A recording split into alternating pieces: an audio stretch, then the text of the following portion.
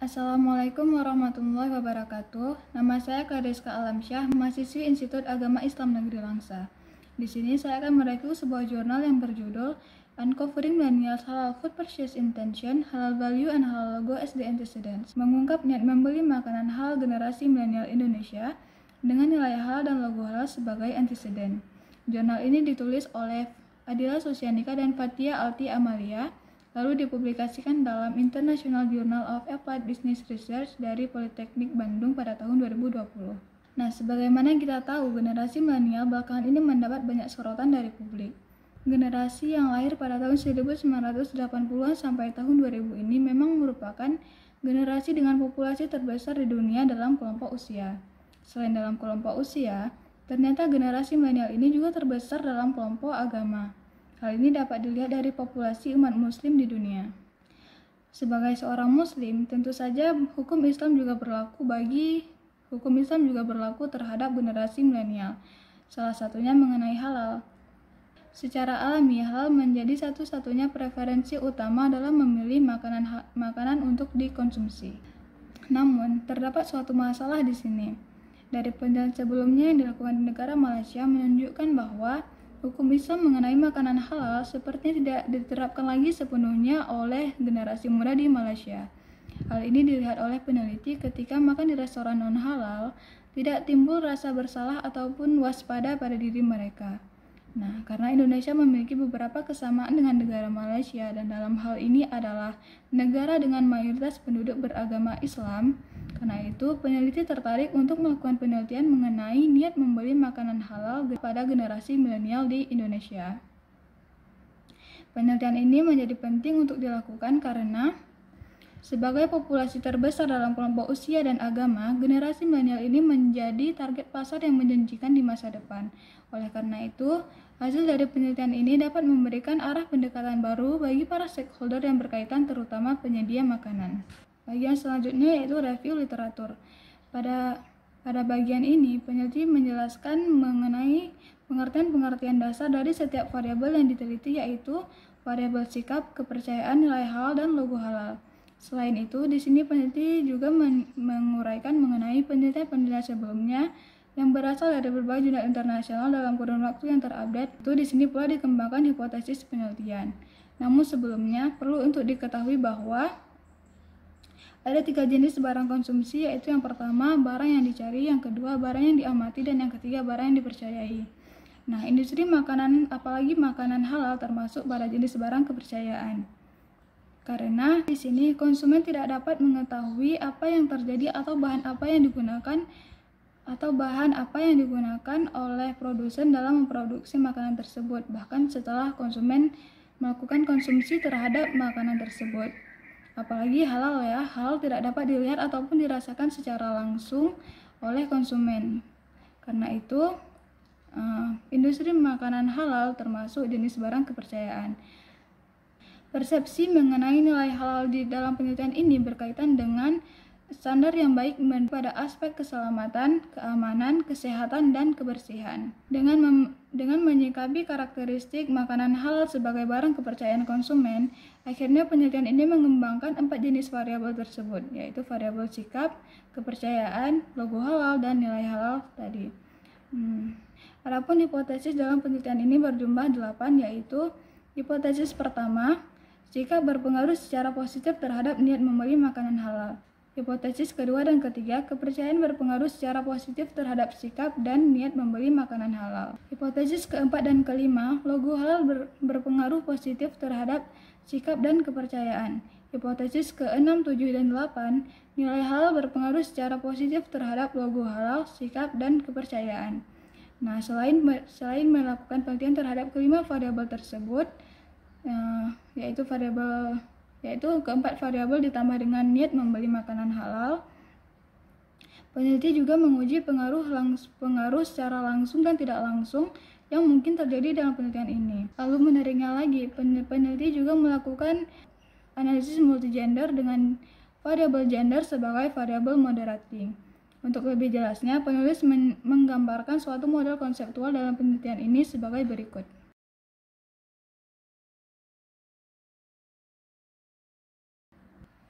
Bagian selanjutnya yaitu metode penelitian.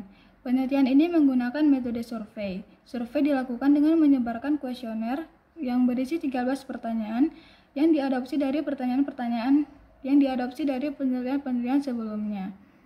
Sebelum disebarkan, kuesioner diuji terlebih dahulu kepada 33 responden. Lalu kuesioner disebarkan secara online maupun offline. Periode pengumpulan data dilakukan selama 2 bulan dengan teknik purposive sampling dan akhirnya berhasil mendapatkan sebanyak 248 respon dari kaum milenial.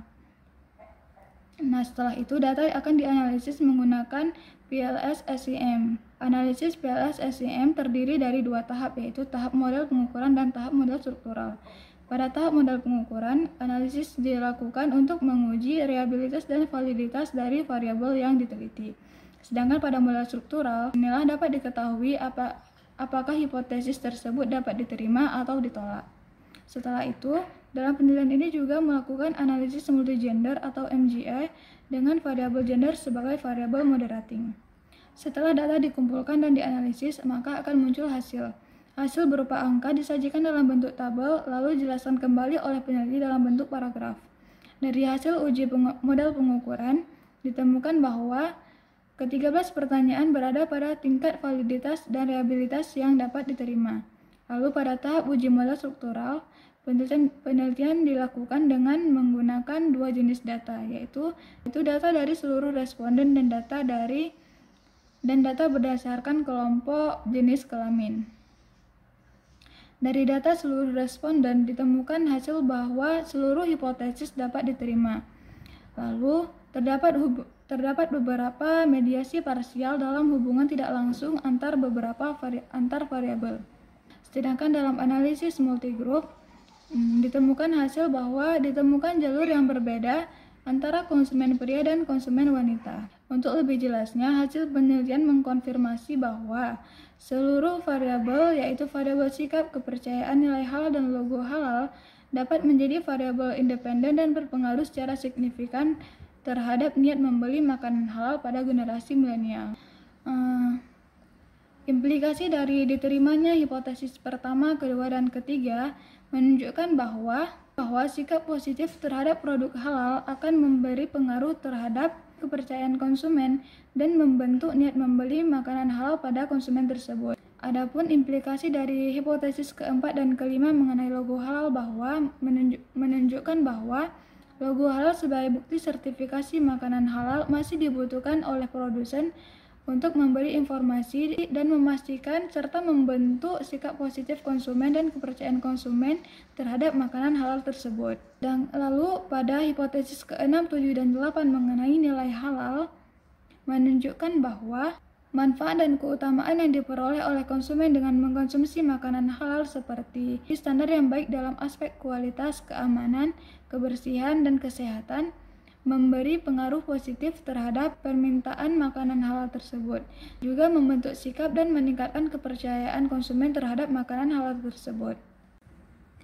Penemuan yang paling menarik dalam penelitian ini adalah ditemukan hasil yang berbeda dalam menjelaskan niat membeli makanan halal pada konsumen pria dan konsumen wanita. Pada konsumen wanita, niat membeli makanan halal dipengaruhi secara signifikan oleh variabel kepercayaan, sedangkan ke-8 hipotesis masih dapat diterima karena berpengaruh secara signifikan terhadap variabel kepercayaan. Sedangkan pada konsumen pria, niat membeli makanan halal dipengaruhi secara signifikan oleh variabel sikap dan kepercayaan. Dari hasil yang didapatkan menunjukkan bahwa variabel sikap berpengaruh lebih besar dibandingkan variabel kepercayaan. Sedangkan hanya 4 hipotesis dari 8 hipotesis dalam penelitian ini yang dapat diterima dalam menjelaskan niat membeli makanan halal konsumen pria. Hal ini menunjukkan bahwa niat membeli makanan halal pada konsumen wanita bersifat lebih kompleks dibandingkan dengan konsumen pria. Adapun kesimpulan dari penelitian ini bahwa penelitian ini bertujuan untuk menjelaskan perilaku konsumen generasi milenial Indonesia terhadap niat membeli makanan halal. Keempat variabel, yaitu variabel sikap, kepercayaan, nilai halal, dan logo halal, dapat menjadi variabel independen yang signifikan dalam mempengaruhi niat membeli makanan halal secara langsung dan tidak langsung. Pemahaman konsumen mengenai nilai halal dan logo halal dapat berperan sebagai anteseden penting dalam niat membeli. Sedangkan sikap dan kepercayaan dapat berperan sebagai mediasi dari anteseden dan niat membeli. Temuan yang paling menarik dari penelitian ini yaitu bahwa ditemukannya hasil yang berbeda dalam menjelaskan niat membeli makanan halal pada konsumen milenial perempuan dan konsumen milenial pria. Dalam konsumen milenial perempuan, niat membeli makanan halal dipengaruhi secara signifikan oleh variabel kepercayaan. Sedangkan nilai halal dan logo halal masih dapat dianggap sebagai anteseden karena keduanya mempengaruhi variabel kepercayaan secara signifikan. Di sisi lain, pada konsumen pria, variabel kepercayaan dan sikap adalah variabel yang berpengaruh secara signifikan terhadap niat membeli makanan halal. Namun, kedua anteseden yaitu nilai halal dan logo halal bekerja secara terpisah.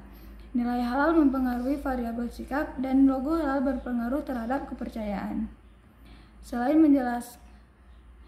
itu, dalam penelitian ini juga menjelaskan implikasi dari hasil penelitian terhadap para stakeholder yang berkaitan seperti manajer dan penyedia makanan. Saran peneliti agar membangun kepercayaan dengan konsumen dalam mempengaruhi niat membeli makanan halal mereka. Lalu, pendekatan yang berbeda dapat digunakan dalam mempengaruhi niat membeli pada konsumen pria dan konsumen wanita. Di sini, peneliti juga menyebutkan mengenai keterbatasan dan saran bagi penelitian berikutnya. Keterbatasan dari penelitian ini yaitu jumlah sampel yang digunakan berukuran terlalu kecil sehingga tidak dapat dilakukan analisis yang lebih kuat.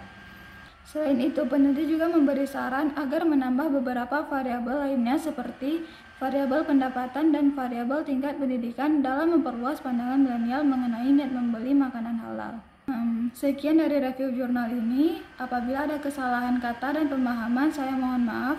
Semoga hasil penelitian ini menambah wawasan dan pengetahuan kita, terutama bagi teman-teman yang ingin membuka usaha. Semoga penelitian ini dapat memberi arahan pendekatan baru dalam mempengaruhi niat membeli konsumen terhadap produk kita. Terakhir saya ucapkan Assalamualaikum warahmatullahi wabarakatuh.